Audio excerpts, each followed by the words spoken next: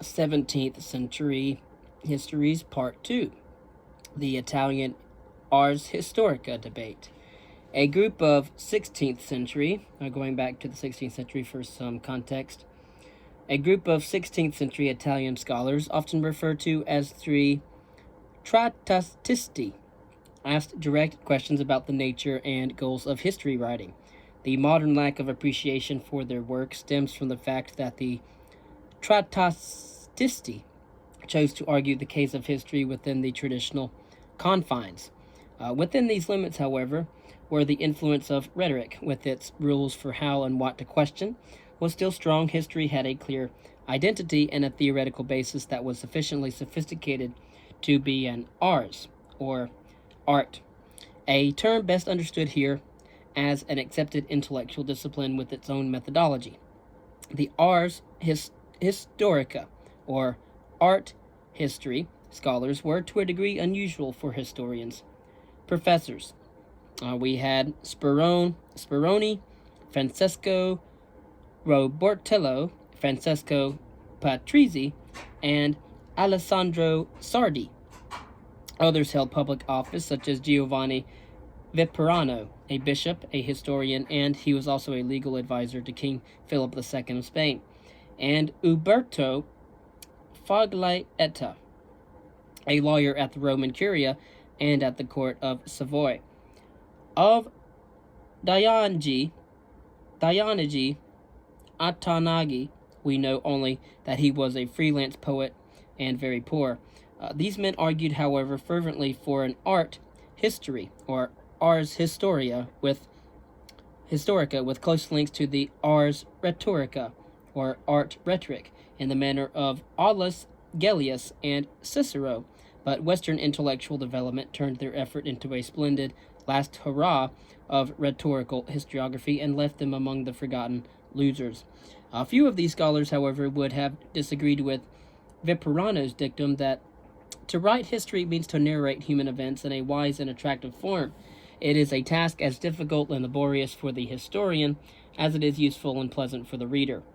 But why should it be written in the first place? Because it taught moral examples, said some. The truth, said others. None discerned, however, any friction between the two aims of teaching moral examples and teaching the truth. Since any unread truth was ineffective as a lesson, the historian must then aim to teach and to delight. Docere et delectere. There was nothing to fear from a concern with elocutio, that is, a colorful word device, or elegant figures of speech and dramatic exposition, as long as the historian distinguished carefully between facts and rhetorical additions, such as speeches, and between effective presentation and partisanship. A history which gracelessly enumerated events, narratio nuda, was a horror, not because it bored people, but because it had no effect. A historical work packed with facts served only to satisfy idle curiosity. But this was the type of history, of course, that was gaining favor, and not only among antiquarians. When the Trattatisti dealt with the problem of electio, or in modern parlance, the way to select properly the important data from among the infinite number of past events, they frankly admitted that one could never be quite sure of one's selection. This was an admission that provided just the right argument to those 17th century scholars who attacked history for its supposed inability to yield certain knowledge. Of course, history being different from scientia, historia being different from science. These critics could point, for example, to Foglitta's statement that the writing of history was an ongoing process and that therefore historical narratives were never verum, or true, but at best verax, truthful. Patrizzi, a Platonist for whom truth was the supreme aim of history, was not just a subsidiary one. He reminded those troubled by the subjective element in the selection process that the only absolute truth available to mankind was the message of Holy Scripture. And as you see, we still have religionists in the 17th century, and we'll see them again in the 18th, 19th, and 20th century, as well as in our own 21st century. Who knows how long it will be until religion is finally snuffed out. However,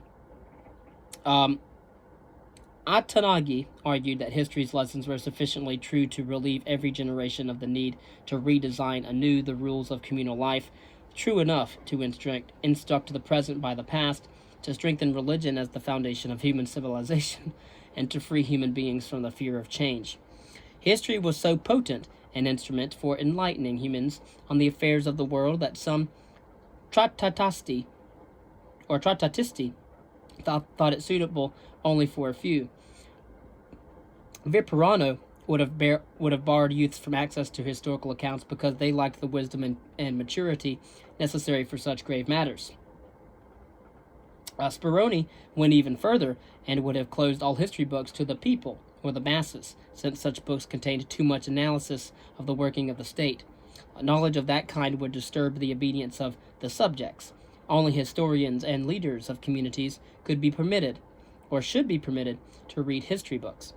In line with the humanist idea of the relative autonomy of human affairs, the Trattatisti never doubted that human events have order, and that except in those cases where God or fortune intervened, human actions were shaped by motives and situations. Would a knowledge of human motives then explain history? Patrizzi thought so, and set out, as many have done since then, to catalog all possible human motives. He filled the 7th and the 8th of his dialogues with just such a list. He, like later compilers, found the list useless in explaining why specific human events occurred and why they turned out the way they did. But this pursuit of patterns of explanation, Patrizzi encountered the cycle. It had been revived for all those to see when Machiavelli had echoed Polybius's talk of a cycle of government, while some Trattatisti spoke vaguely of the eternal repetition of similar events. Patrizzi talked directly about a cultural cycle when he related an old Egyptian and Greek myth, which told how the world had so far been destroyed and reborn twice. The first destruction was wrought by war, famine, pestilence, earthquakes, floods, and fires, and was followed by 1,000 years of chaos, after which God recreated the world. When God had finished his reconstruction, the world moved by its own dynamics toward another destruction, and so on and so forth. The Trattatisti also pointed with pride to the long line of distinguished historians, and their lists of historians even conveyed a sense of development in historiography. But Atanagi, for example, noticed a decline in the historical art during the medieval period, or the Middle Ages. Patrizzi even understood that history writing was influenced intimately by the society in which it occurred. And Viperano proceeded to a critical assessment of some past historiography. The pride in past achievements and the Trattatisti's sincere affection for history were reflected in Atanagi's resolute statement. It seems to us that our life without you, history, would not only be poor and of a much diminished scale, but that while we might still be alive, we might just as well be dead. The Trattatisti had done well by the cause of traditional rhetorical historiography, but the imminent changes in the very structure of learning would outdate their views completely. Historians, who were soon to be forced to counter entirely new ideas on the world and its structure, would find in the ars historica, or art history, armory, an insufficient supply of intellectual arms. History and radical redefinitions of methods and truth. By the 17th century, the ars historica discussions in the vein of the Trattatisti had lost their relevance. The intellectual changes occurring and looming ahead were too radical to be contained within traditional confines. One essential force that pushed for change originated in the seemingly conservative world of humanist thought. Humanists had exalted the ancient models as timeless guides, but had at the same time evoked a sense of the transient nature of all human creations. Thus, on the basis of the accumulation of knowledge and the confidence derived therefrom, contemporaries eventually began to view the ancient models, too, as the products of just another, although brilliant, phase of human history. And the battle of the ancients and moderns in Western literature, for example, the main arguments were that contemporary works surpassed the ancient ones because the Christian faith gave them nobler subjects, and because contemporaries, having come later in human history than the Greeks and the Romans, simply had more knowledge. Of course, with growing doubts about the validity of the ancient models, and with the fading of scholasticism in the medieval world, interpretations of the world in the modern period became numerous, limited in scope, and devoid of a generally accepted authority. The confusion of views produced Pyrrhonism, which is a radical skepticism named after the ancient philosopher Pyrrho of Elis, which despaired of the human ability to gain any certain knowledge either through reason or the senses. Of course, Pierre Bayle tried to rescue the possibility of knowledge through the aggregation of facts. And earlier in the 1600s or the early 17th century, Sir Francis Bacon and René Descartes had made more ambitious attempts to rebuild the house of knowledge on their epistemological ideas and philosophies. Although each of these three men ascribed a different role of history, all of them still saw the world in God's hands.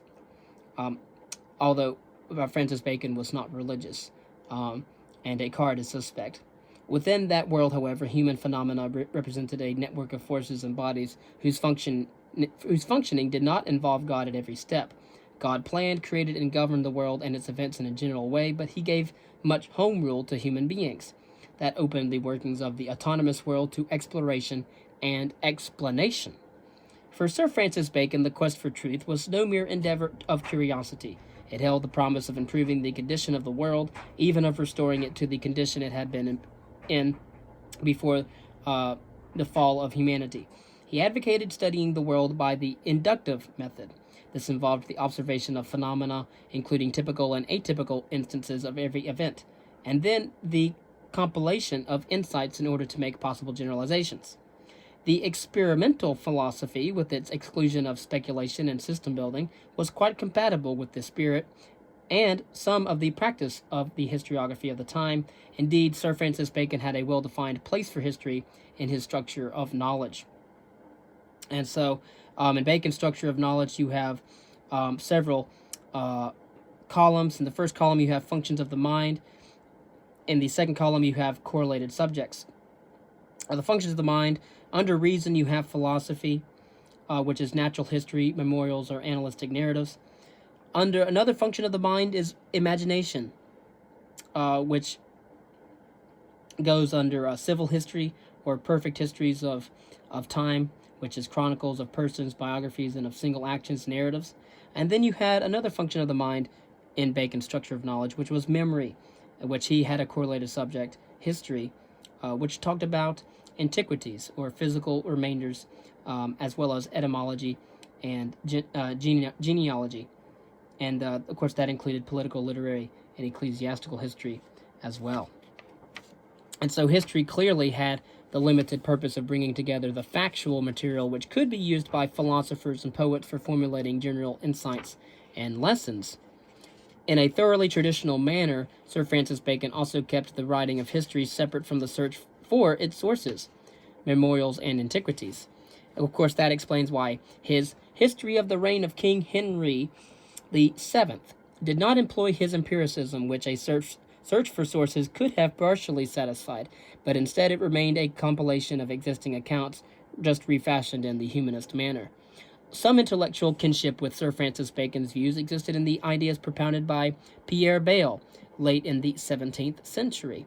However, his empiricism was considerably more radical than Bacon's. It centered on facts, which Bayle viewed not as the building stones to be fitted into an edifice of generalizations by the method of induction, but rather as the truth itself. In history, facts, put next to facts, not subordinated to each other by induction or deduction, portrayed in their sheer aggregation the human past. Pierre Bayle demonstrated the illusions and errors of other ways of historiography with their overall plans and meanings in his Historical and Critical Dictionary. Such a view, however, ran counter to the developments of the subsequent 2 centuries that stressed interpretations on the whole. Only the disenchantment with overall historical explanation in the 20th century would create a favorable climate for a revival of Bayle's ideas, as in the neo-positivist views of history.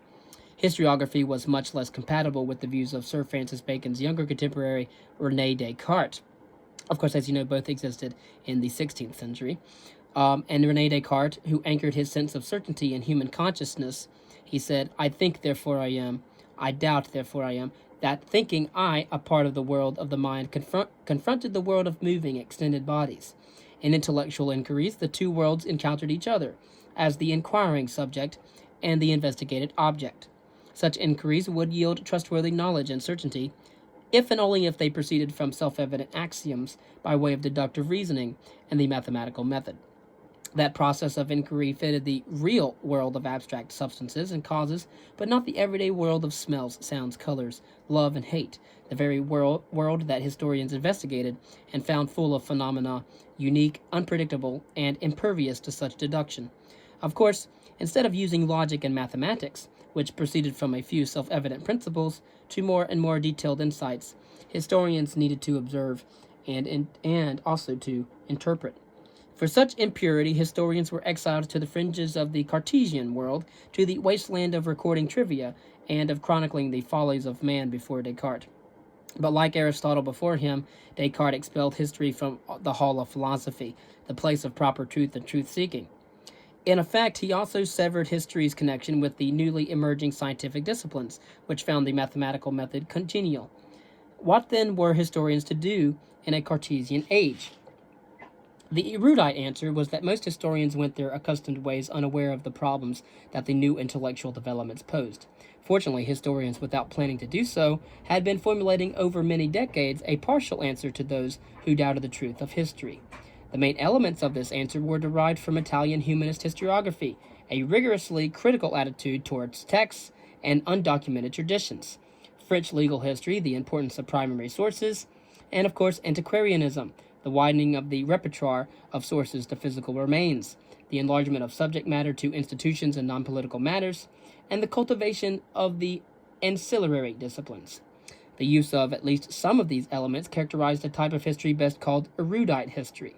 The cause of erudite historians is best served if not too much is claimed for them, such as their being proto-scientific historians. They demonstrated that since 1400, history had become some important strictures of traditional historiography by relying on primary sources, by widening the scope of these sources, and by critically examining and assessing them.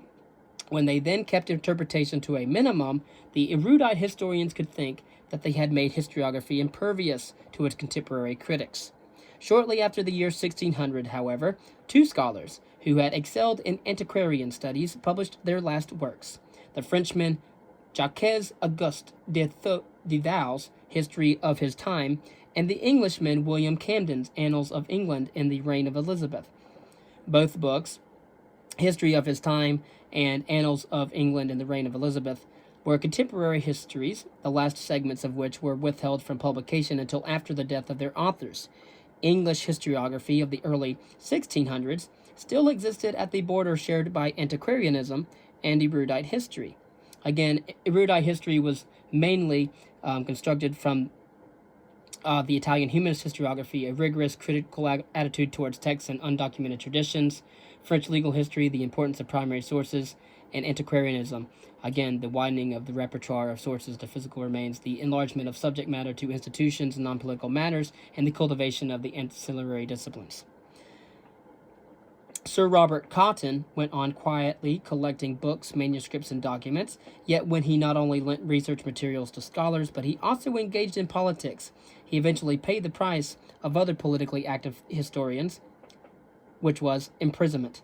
Controversy also was the fate of John Selden, to whom Cotton's material was available. Selden, who had absorbed most of the available historical knowledge together with the knowledge of Hebrew, Arabic, and Persian, put all of it to good purpose in his History of Tithes.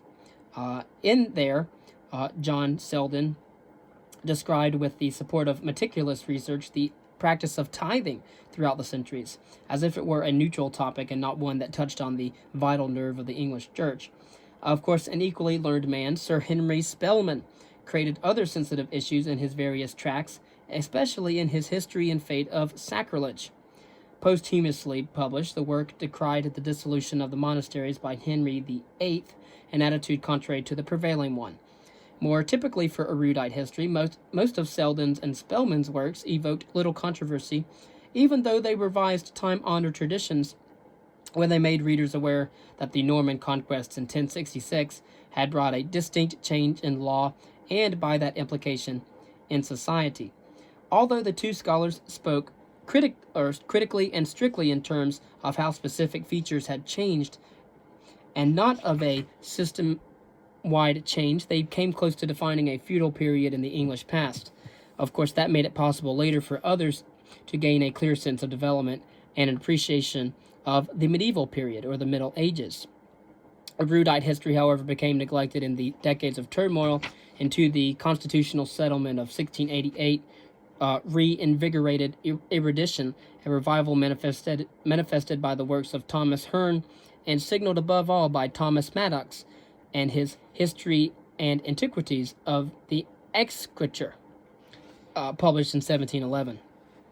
On the continent, a group of erudites chose a surprising topic for a critical historical investigation: the life stories of saints. Of course, such biographies were numerous, and although often contradictory or imaginary in detail, had become, through centuries of pious reading, precious to religious people. Now the Bollandists, a line of Jesuit scholars that was to span 4 centuries, undertook the task of purging these biographies of fanciful elements to make them immune to modern criticism. A, a young Jesuit professor, Herbert Rossrede, decided to collect all the source material for each saint, so as to assess it critically, and then to write well-documented lives of all the saints. The calendar was to guide the sequence of work, beginning with the saints associated with January the 1st and ending with those of December 31st.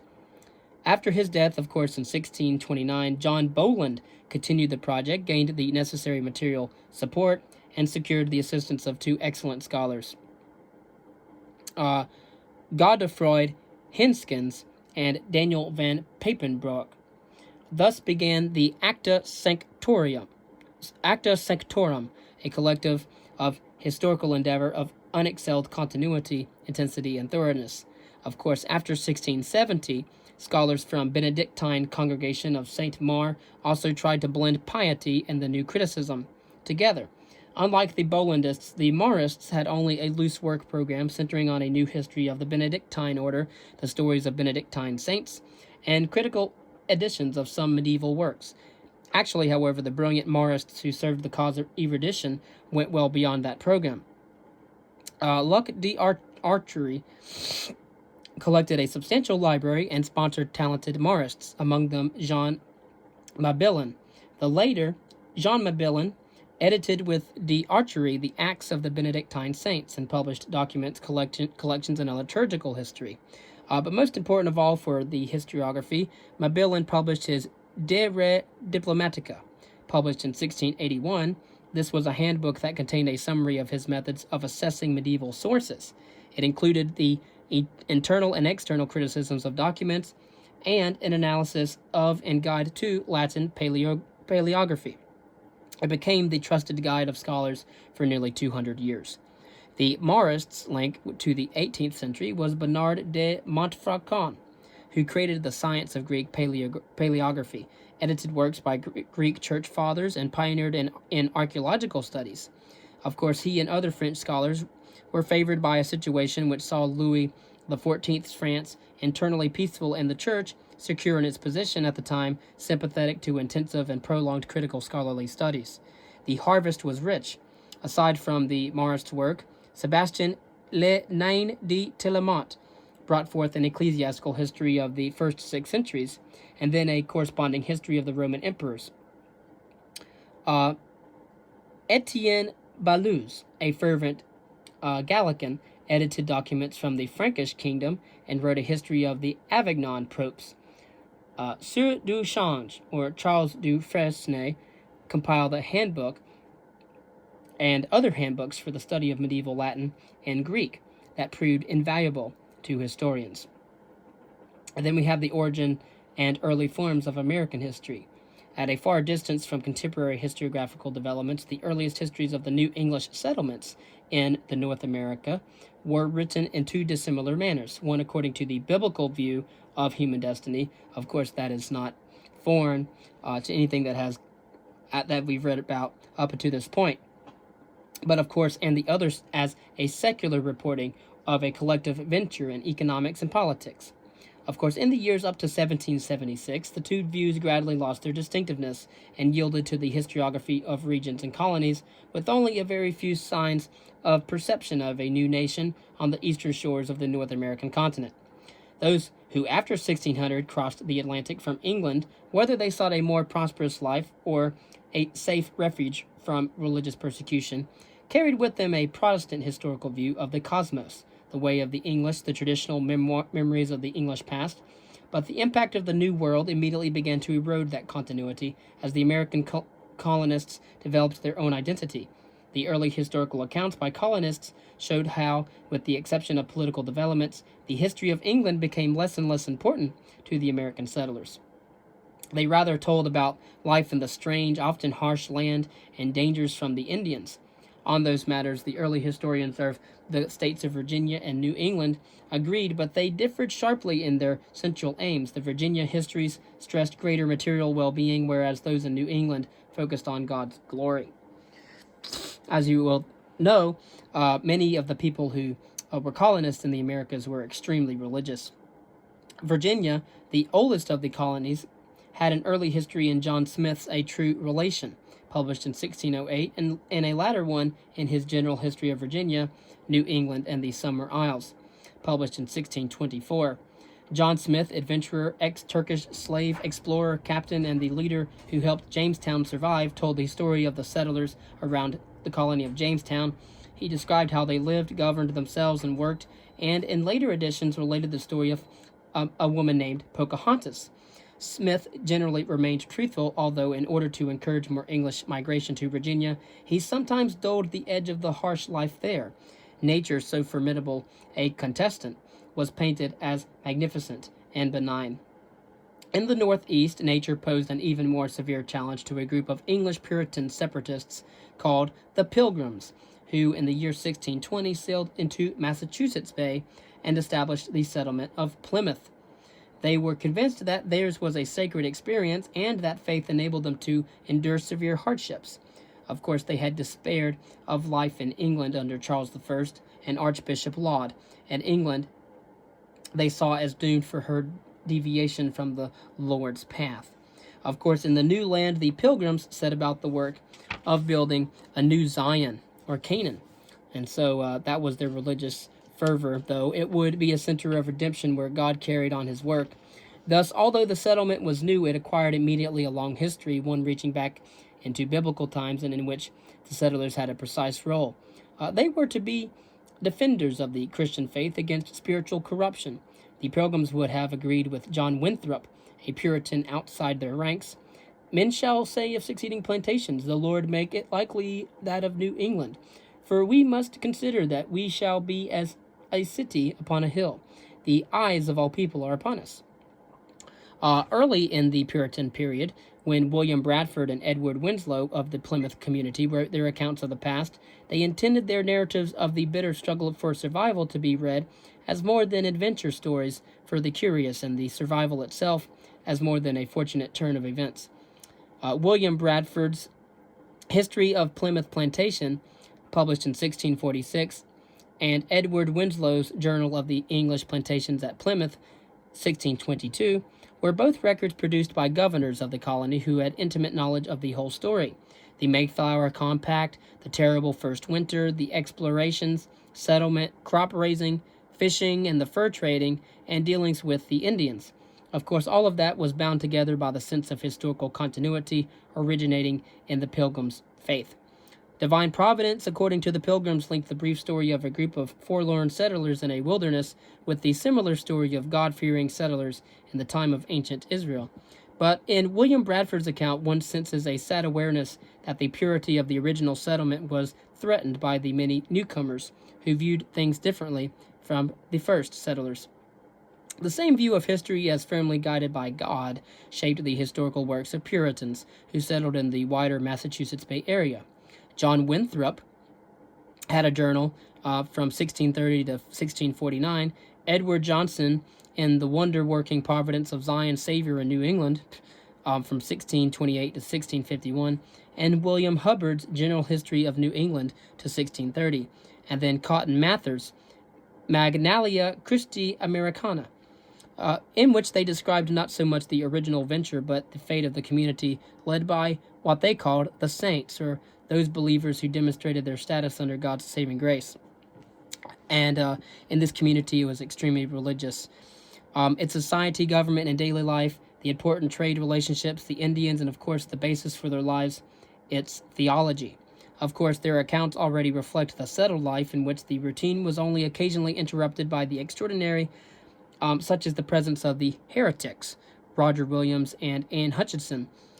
Just as Bradford had already sensed the threat to Plymouth Plantation, Cotton Mather was aware of the increasing need to defend the special Puritan character of Massachusetts. In Hubbard's work, although it was intended as a defense of conservative Puritanism, the signs of weakening became clearly visible. He made no claims for New England as God's protectorate, and gave no credence to special providences in Puritan history. As year followed year, the settlement stabilized and each colony acquired a distinctiveness, including its own characteristic past. Of course, that consciousness now joined other incentives for producing histories: pride in one's area, people, and wealth, and the desire to document a colony's rights and privileges in commerce or politics, and the wish to emulate the fashionable work of European rationalism and erudition. The original histories of sacred history and adventure were becoming outdated at this time. In Queen Anne's time, Virginia's past was retold in a new form by Robert Beverley. Significantly, Beverley's History of Virginia, published in 1705, owed its origin to the irritation he experienced when he read the manuscript of J. Oldmixon's History of the British Empire in America, published in 1708. Its factual errors could be corrected, but not Oldmixon's basic attitude of viewing the colonies as mere appendages to the mother country. Beverley's work demonstrated Virginia's loyalty to the crown, but its critical attitude towards English colonial administration also made visible the differing perspectives of the English and the English colonists. William Byrd II, a prominent planter with an impressive library of 4,000 volumes, the largest in the colonies at the time, showed the same growing colonial self-esteem when he wrote on aspects of Virginia's past. And one William Stith, an Oxford-educated clergyman and past college president, wrote his History of Virginia, published in 1747. He mentioned many times how the liberty of Virginians had been successfully defended against the royal governors as the representatives of the crown. Stith also professed the erudite ideals of his European contemporaries in his wish to give a plain and exact history of our country, ever regarding truth as the first requisite and principal virtue in a historian, and relating nothing without a sufficient warrant and authority. Indeed, his account meticulously included so many small matters that it bored the reader and sold poorly. But as a result, Stith did not carry his history and story beyond 1624. New England had its advocates among historians in Cotton Mather, and particularly in William Hubbard. In the 1700s, that area continued to be the subject of historical accounts, which now used more and more documentation. One historian tried to combine his zeal on New England's behalf with the new scientific spirit. Of course, Thomas Prince's Chronological History of New England, published in 1736, strove for precision when he chose as his chronological guides the works by J. Scaliger and Archbishop Usher.